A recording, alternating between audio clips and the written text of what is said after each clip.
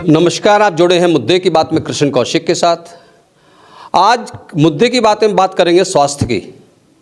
स्वास्थ्य एक बहुत बड़ी चुनौती है आज के दौर में।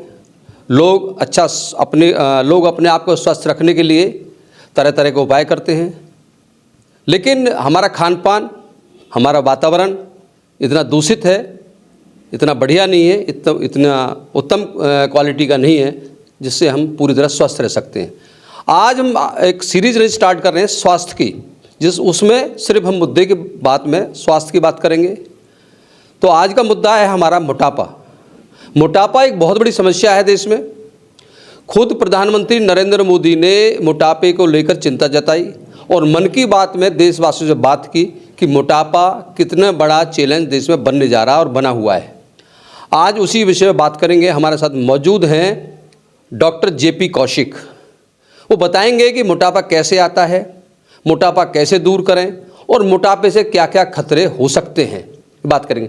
जी डॉक्टर साहब कौशिक जी नमस्कार, मुद्दे की बात आपका स्वागत है। नमस्कार। तो हमारा आज का विषय है मोटापा। डॉक्टर साहब, तो मोटापा एक बहुत बड़ी लोगों के लिए समस्या है, तो आप हमारे दर्शकों को बताएं मोटापा कैसे आता है। मोटापा आने की कुछ जो मुख्य वजह हैं उनके बारे में मैं आपको बताता हूँ।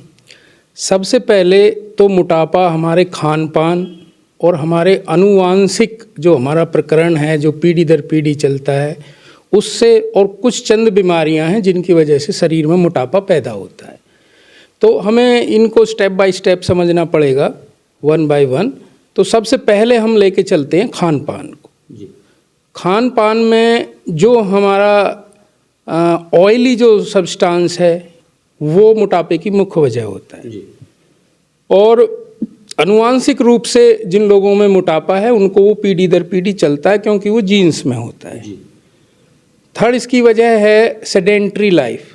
जब हमारा कार्यकलाप पूरे दिन का ऐसा होता है कि हमें आमतौर पे चेयर पे ही बैठना है, बैठ के ही काम करना है और हमारा फिजिकल वर्क जीरो होता है, तो उस वजह से भी जो है मोटापा दिन पे दिन बढ़ने लगता है। जी। तो अगर चिकनाई की बात की तो चिकनाई भी तो ऐसी है। अगर घी की बात करें, घी भी असली नहीं मिल रहा है। जी। घी भी हम ऐसा खा रहे हैं, पता नहीं क्या खा रहे हैं, कैसे बनाया जाता है, रोज़ छापे पड़ते हैं, तो उसकी कोई गारंटी नहीं है असली खा रहे हैं। तो दूसरा कारण हमारा खान पान है। जी। तो खान पान कैसा रहना चाहिए ताकि एक आदमी समय रहने से पहले अगर वो जाग जाए, जी, अगर वो स्लिम ट्रिम है, अच्छी उसकी बॉडी है, और उसका खान पान कैसा रखे ताकि मोटापा उसको ना आए। मुख्य रूप से हमें ये देखना है कि हमारे भोजन में कार्बोहाइड्रेट की मात्रा कम हो। दूसरा, हमारे भोजन में फैट्स की मात्रा कम हो। इसके अलावा हमें प्रोटीन ज़्यादा लेना है और हमें फाइबर युक्त खाना ज़्यादा लेना है, जिसे हम सलाद भी बोलते हैं। वो हमारे डाइजेशन के लिए बहुत अच्छा होता है। और सेकेंडली उसमें जो है मोटापा लाने वाले जो पोषक तत्व हैं वो नहीं होते हैं। फैट्स और कार्बोहाइड्रेट उसमें कम होता है। वैसे कार्बोहाइड्रेट हमारे लिए बहुत आवश्यक है बॉडी के लिए। हमारी एनर्जी कार्बोहाइड्रेट से मिलती है।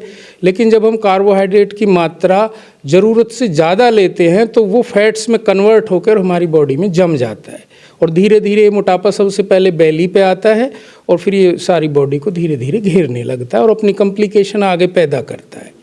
ये तो डॉक्टर साहब बता दिया आपने कि अगर हम मोटापे से बचना चाहते हैं तो कार्बोहाइड्रेट जो है वो बहुत बैलेंस्ड उसमें लें, जितना चाहिए बॉडी को। जी। तो कितना चाहिए वो एक बॉडी में? ये डिपेंड करता है हमारी फिज़िकल एक्टिविटी पे। अगर हमारी फिज़िकल एक्टिविटी नहीं है और हमारा लाइफस्टाइल ऐसा है कि हम जो है कोई अच्छी सुविधा हमारे पास भी नहीं है, ग्राउंड अच्छे नहीं है हमारे पास, वो फैसिलिटी नहीं है, हम कहीं जिम नहीं जा रहे हैं, तो हमें उस टाइम कम से कम कार्बोहाइड्रेट लेना होगा। हमें ये देखना होगा कि हमारा जो कार्बोहाइड्रेट है वो एक्स्ट्रा बॉडी में जमे नहीं, वो फैट्स में कन्वर्ट होकर जमने लगता है। तो अलग अलग लोगों के लिए कार्बोहाइड्रेट की मात्रा अलग अलग है। जो लोग फिज़िकल वर्क करते हैं, जो पूरा दिन फिज़िकल वर्क करते हैं, उनको कार्बोहाइड्रेट की मात्रा ज़्यादा चाहिए होती है। तो इसमें यही ध्यान रखना है कि अगर हमारा फिज़िकल वर्क नहीं है तो हमें कार्बोहाइड्रेट जो मेनली रोटी चावल में पाया जाता है तो उसकी मात्रा कम लें। उसके साथ फाइबर युक्त भोजन ज़्यादा लें, जिसे हम सलाद भी बोलते हैं। जैसे हम कच्ची सब्जियां खा सकते हैं, गाजर, मूली, टमाटर, प्याज, ये हम अपने खाने में साथ में मिलाते हैं। इससे डाइजेशन प्रॉपर होता है और दूसरा जो है हमारा मोटापा आने के चांसेस बहुत कम होते हैं। अच्छा डॉक्टर साहब, सवाल एक ये और भी है, क्योंकि अगर मोटापा आ जाए किसी को, क्योंकि अब हमें लापरवाहियाँ होती हैं, जी जी, तो उसको हम कम कैसे करें, उसकी क्या विधि होनी चाहिए? इसका सबसे पहला फार्मूला है कि हमें फिजिकल वर्क शुरू करना पड़ेगा। अगर हम फिजिकल वर्क नहीं कर रहे हैं और हम ऑलरेडी मोटे भी हैं तो हमारा मोटापा कम होने के चांसेस नहीं है। तो सबसे पहले हमें फिजिकल वर्क शुरू करना है और वो भी रूटीनली करना है। हम जो है वीक में 5 दिन कम से कम हमें सुबह उठ के घंटे आधे घंटे हमें फिजिकल वर्क करना चाहिए, चाहे हम वो प्लेग्राउंड में कर रहे हैं, चाहे हम दौड़ लगा रहे हैं, जॉगिंग कर रहे हैं, जिम जा रहे हैं, जिस भी तरीके से हो सके करना चाहिए। अच्छा, बहुत से लोग क्या डॉक्टर सलाह देते थे, वेट लूज़ करते हैं, फास्टिंग रखते हैं, और वो एक बहुत तेज़ी से ऐसे लोग सप्लीमेंट आजकल मार्केट में हैं, सजेस्ट करते हैं, कंपनियां ऐसी आ गई हैं कि भैया आप इसको लोगों को वेट लूज़ हो जाएगा, और बहुत तेज़ी से वेट लूज़ होता है। तो क्या इस तरह के वेट लूज़ कोई घातक हो सकता है? देखिए, फास्टिंग तो मैं कभी एडवाइज़ नहीं करूँगा, क्योंकि जो भी हमारे बॉडी को जो पोषक तत्व चाहिए, जो न्यूट्रिएंट्स चाहिए, वो सब हमारे खाने में होते हैं। अगर हम खाने को ही अवॉइड करेंगे तो हमें और बहुत सारी बीमारियां साथ में बननी शुरू हो जाएंगी, जिनको डेफिशिएंसी डिजीज़ बोलते हैं। अगर हमारे डाइट में प्रॉपर विटामिन मिनरल हम नहीं ले पा रहे हैं और हम फास्टिंग की वजह से उनको अवॉइड कर रहे हैं, तो उनकी कमी से होने वाली जो बीमारियां हैं, वो बहुत सारी बीमारियां हैं, वो हमारे शरीर को घेर लेंगी। तो फास्टिंग इसका सॉल्यूशन नहीं है।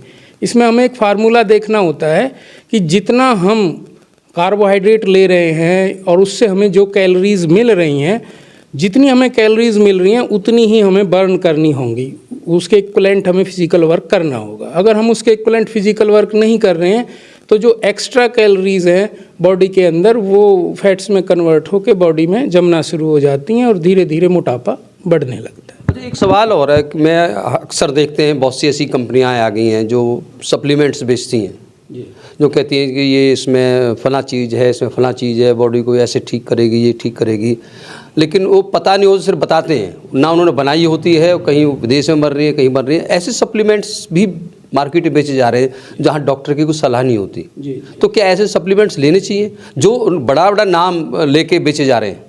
नहीं, मैं तो ये एडवाइज़ करूँगा कि ऐसे सप्लीमेंट से आप बचें, क्योंकि जो सोर्सेज हमारे पास डाइट के, न्यूट्रिएंट्स के, जो नेचुरल सोर्सेज हैं, वो इतने शानदार और अच्छे सोर्सेज हैं कि हमें केमिकल युक्त या प्रिजर्वेटिव युक्त जो है चीज़ें खाने की आवश्यकता नहीं है।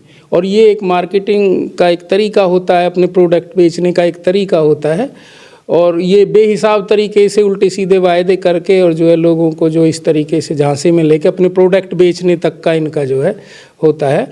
और जब हमारे पास नेचुरल चीज़ें हैं, जब हमारे पास फ्रूट्स हैं, हरी सब्जियां हैं, अनाज हैं हमारे पास, तो हमें इधर उधर का कुछ सप्लीमेंट लेने की आवश्यकता नहीं। और सप्लीमेंट तो वीकनेस के लिए होता है, मोटापा घटाने के लिए सप्लीमेंट का तो कोई यूज़ नहीं बनता। अच्छा, एक आखिरी सवाल आपसे, मोटापा है किसी को तो उसके जीवन में उसके क्या क्या खतरे हैं उसके लिए, कितना घातक है वो? हाँ, ये जानना बहुत ज़रूरी है, आपने बहुत अच्छा सवाल किया है।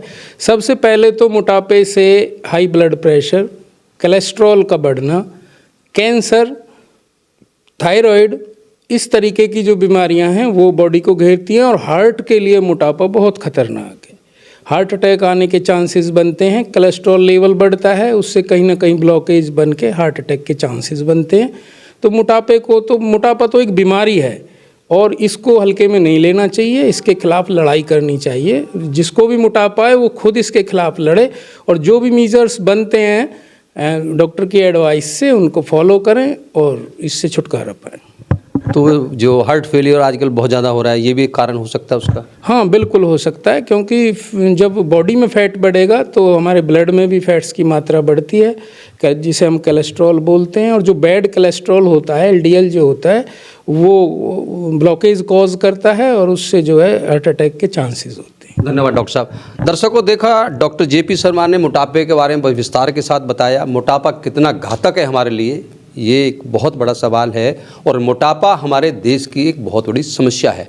खुद प्रधानमंत्री नरेंद्र मोदी ने मन की बात में देशवासियों से बात कही थी कि मोटापा हमारे लिए बहुत बड़ा चैलेंज है, तो इसलिए मोटापा ना आने दें, बैलेंस्ड खाना खाएं, संतुलित आहार लें, फालतू की चीज़ ना खाएं, बाहर का भोजन खाने से बचें और मोटापे को कंट्रोल करें।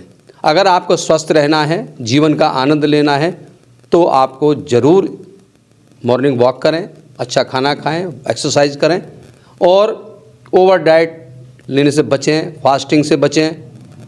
ये एक तरीका है अपनी जीवन शैली को सुधार कर आप एक अच्छा जीवन जी सकते हैं, एक अच्छा शरीर आप बना सकते हैं। आप जुड़े हुए थे मुद्दे की बात में कृष्ण कौशिक के साथ। अगले अंक में हम बात करेंगे शुगर की, क्योंकि शुगर एक बहुत बड़ी समस्या है हर आदमी के लिए। देश में हर दूसरा व्यक्ति शुगर से पीड़ित है। तो ये कैसे बनता है और इससे बचाव कैसे करें, ये बात करेंगे अगले विषय में, अगले जो एपिसोड लाएंगे। आप जुड़े हुए थे मुद्दे की बात में कृष्ण कौशिक के साथ। हमारे साथ जुड़े रहने के लिए आपका बहुत बहुत धन्यवाद।